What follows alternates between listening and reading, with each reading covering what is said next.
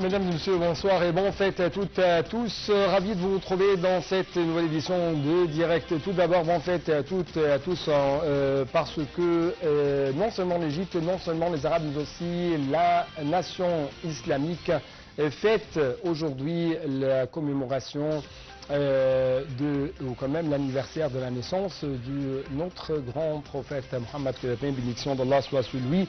À cette occasion, il y avait des messages de félicitations lancés par M. le Président Abdel Fattah al-Sisi, mais aussi à son épouse, Mme Intisar al-Sisi, a fait la même chose. Justement, au cours de cette édition, nous allons jeter d'autre part la lumière sur deux questions cruciales. Premièrement, l'importance dans ce temps de coordonner, de faire une sorte de coordination des positions arabes vis-à-vis de ce qui se passe sur la scène régionale, notamment dans la bande de Gaza. Mais aussi, il y a d'autres questions en ce qui concerne cette guerre commerciale déclenchée entre les États-Unis et la Chine. Pourquoi cette guerre a refait surface maintenant? Quel est l'impact de ça sur l'économie, que ce soit mondiale ou régionale, ou quand même sur l'économie nationale, c'est-à-dire l'Égypte? Est-ce que les pays émergents comme l'Égypte, par exemple, vont profiter de cette guerre commerciale entre deux côtés? C'est ce qu'on va savoir, bien sûr, durant les prochaines minutes et durant les explications de la part de nos invités qui seront avec nous, que ce soit à travers la téléphone ou quand même à travers les autres contacts. Donc pour commencer très rapidement, nous devons jeter plus de lumière sur les messages adressés par M. le Président Abdel Fattah al-Sisi à l'occasion de la commémoration de l'anniversaire de la naissance du prophète Mohammed, que la paix et bénédiction d'Allah soit sur lui. M. le Président a adressé ses plus sincères félicitations au peuple égyptien ainsi qu'aux nations arabes islamiques à l'occasion, encore une fois, de l'anniversaire de la naissance du prophète Mohammed, que la paix et bénédiction d'Allah soit sur lui. Dans un message publié sur les réseaux sociaux, le président Sisi a invoqué Dieu pour qu'il ramène cette occasion bénie avec bonté, prospérité, mais aussi bénédiction, et pour protéger notre chère Égypte. Monsieur le Président a prié Allah pour accorder à l'Égypte durablement la sécurité et la stabilité. Et quand même, il a prié à Allah pour nous guider à suivre la sunna du prophète Mohammed, fondée sur la miséricorde, l'amour et la paix.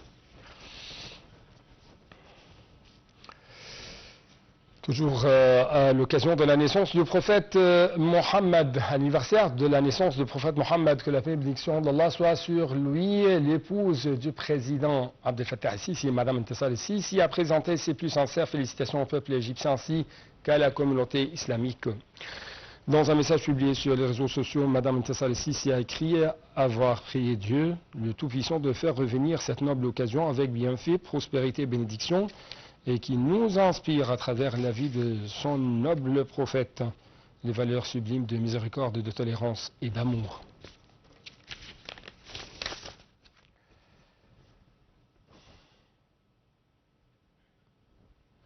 Donc, toujours bon moment à tous et à toutes pendant ces moments de la commémoration de l'anniversaire quand même de la naissance de notre grand prophète Mohammed sallallahu alayhi wa sallam.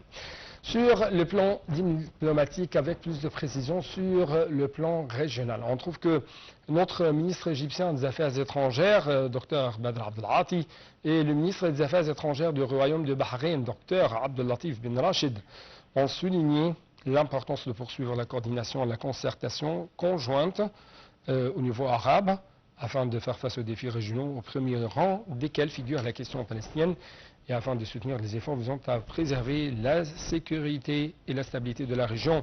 En marge de la 164e session du Conseil de la Ligue arabe, les deux ministres ont passé en revue les relations bilatérales distinguées entre deux pays frères fondés sur les liens historiques profonds et une vision commune concernant les diverses questions régionales et internationales. Ils ont de même exprimé leur volonté de renforcer la coopération dans le domaine économique et des investissements dans le but de servir les intérêts communs des deux peuples frères. Toujours en marge de la 164e session de conseil de la Ligue arabe, le ministre des Affaires étrangères de l'immigration des Égyptiens à l'étranger, Dr Badr Abdelati, et son homologue marocain Nasser Bourita ont affirmé leur intention de poursuivre le renforcement de relations bilatérales ainsi qu'à exploiter les opportunités disponibles pour établir des partenariats fructueux et pour soutenir les relations commerciales, économiques et d'investissement. Les ministres ont de même échangé leur point de vue sur un certain nombre de dossiers régionaux, dont l'évolution de la cause palestinienne, ainsi que sur les efforts conjoints visant à renforcer les mécanismes de l'action africaine commune et sur le rôle de l'Union africaine afin d'établir la paix, la sécurité et le développement.